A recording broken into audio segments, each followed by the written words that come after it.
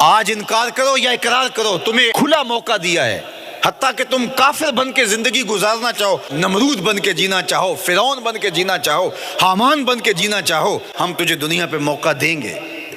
لیکن یہ نہیں ہے کہ جب زندگی کی بساط لپیٹے گی پھر کام ختم ہو جائے گا، نہیں، یہ تمہیں ہمیں فرصت دی ہے، پھر ہم نے تم سے حساب لینا ہے، ایک ایک عمل تمہارے سامنے آئے گا۔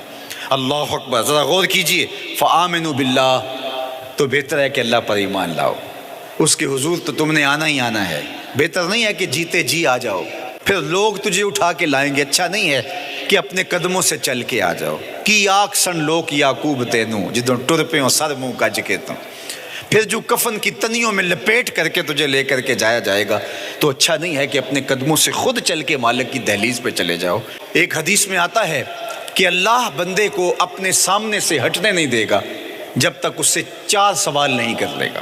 آپ دیکھیے، میں دیکھوں کیا ہم ان سوالوں کے جواب دینے کے لیے اپنے آپ کو تیار کر رہے ہیں۔ پہلی چیز، اللہ پوچھے گا عمر کہاں گزاری۔ دوسرا سوال، اللہ تعالیٰ علم کے بارے میں پوچھے گا، جو پڑھا تھا بتا عمل کہاں تک کیا، خلوت جلوت زندگی شام و سحر تیرے اس سیکھے ہوئے علم کی مطابقت میں تھے یا علم عزت دولت کمانے کے لیے پڑھا تھا۔ تیسری بات، اللہ پوچھے گا مال کمایا کیسے، اور مجھے بتا مال خرچ کہاں کیا۔ آج لوگ نیب سے ڈرتے ہیں کہ ہم سے پوچھ نہ لیا جائے کہ یہ آیا کہاں سے، منی ٹریل پیش کرو، یہاں ہم بچ جائیں گے۔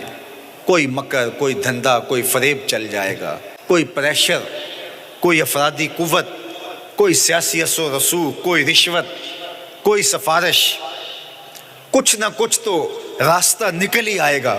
اور آج کی دنیا میں صرف یہی پوچھا جاتا ہے کمایا کہاں سے، یہ نہیں پوچھا جاتا خرچ کہاں کیا، جیسے چاہو خرچ کرو، لیکن وہاں سوال ہوگا وفیما انفقہ، خرچ کہاں کیا، یہ سوال بھی کیا جائے گا۔ وعن جسمہ فیما ابلاہ، اور جسم کے بارے میں پوچھا جائے گا، اس جسم کو دی ہوئی توانائیوں کو خرچ کہاں کیا۔ بعض روایت میں ان شبابہ فیما ابلاہ، جوانی کے بارے میں پوچھا جائے گا، تیری جوانی کے خوبصورت دن کہاں گزرے، مجنوں بن کے چوکوں میں کھڑا تو نہیں رہا، پارکوں کے گرد پروانوں کی طرح گھومتا تو نہیں رہا، تیری نظر بدکاریاں تو نہیں کرتی رہی، اپنی خواہشات کا غلام بن کے زندگی تو نہیں گزاری، تیری ساری رات 4 انچ کی سکرین کے اوپر بدکاریاں کرتے بسر تو نہیں ہوئی۔ پوچھا جائے گا بتا جوانی کہاں گزری، جوانی مستانی ہے یہ کہہ کر کے تو نے ہر ضابطے سے چھٹی تو نہیں کر لی تھی، یا جوانی کے تقدس کو تو نے محفوظ کیا اور راتوں کی تنہائیوں میں اللہ کے حضور سجدہ ریزی کرتا رہا۔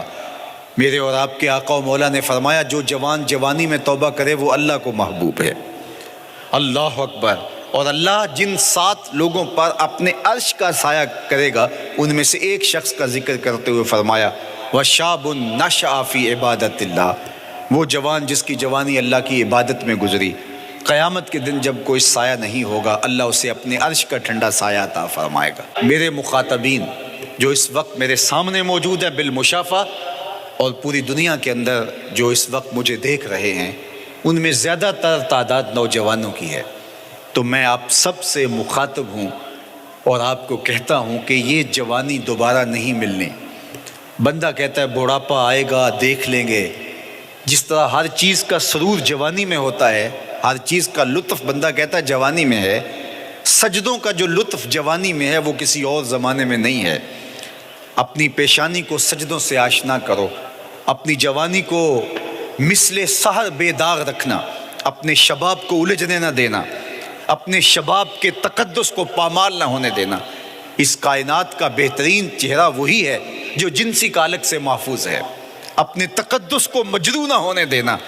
تمہاری زندگی شبنم سے پاکیزہ تر رہے، سحر سے پاکیزہ تر رہے، تمہاری جوانی اتنی خوبصورت ہو کہ محمد عربی کو رشک آئے تمہاری جوانی پر۔ اپنی جوانی کو آوارگی میں بسر نہ کرنا، اپنی اس جوانی کو دین کے لیے وقف کرنا۔ سحری کے سجدوں میں آنسو بہا کر کے جوانی کا لطف کشید کرنا، جوانی کا لطف اور مزہ، رب کے ساتھ محبت اور رب کے ساتھ عشق کرنے میں ہے۔ جوانی کے اندر دل کی بےتابیاں، دل کی بے چینیاں اور دل کی بے قراریاں ذرا مسلح پہ لے کے آؤ۔ عشق کرنا ہے تو کسی آوارہ سے نہیں، عشق کرنا ہے تو رب العالمین سے کرو، آمنہ کے لال سے کرو، تو پھر دیکھنا کہ یہ جوانی کیا نور بخشتی ہے۔ تم نے اس کے حضور پیش ہونا ہی ہونا ہے، اس کے حضور جانے سے تم بچ نہیں پاؤ گے، چھٹکارا نہیں، رستگاری نہیں۔ ایک ایک عمل کا تمہیں حساب دینا ہوگا، ایک ایک حرکت اور ایک ایک سکنت تمہاری تشت ازبام ہوگی، تمہارا پوشیدہ اور مخفی عمل قیامت کے دن سامنے آ جائے گا۔ اللہ اکبر، یہ قرآن ہے، یہ کوئی فرضی کہانی نہیں ہے۔ انہ لقول فصل وما هو بالہزل، فرمایا یہ قول فیصل ہے، یہ طے شدہ حقیقت ہے، یہ امر واقعی ہے، یہ کوئی مذاق نہیں ہے کہ یوں ہی کو کہانی بیان کر رہا ہے، یہ سب کچھ ہونے والا ہے، یہ اپنی آنکھوں سے تم دیکھو گے۔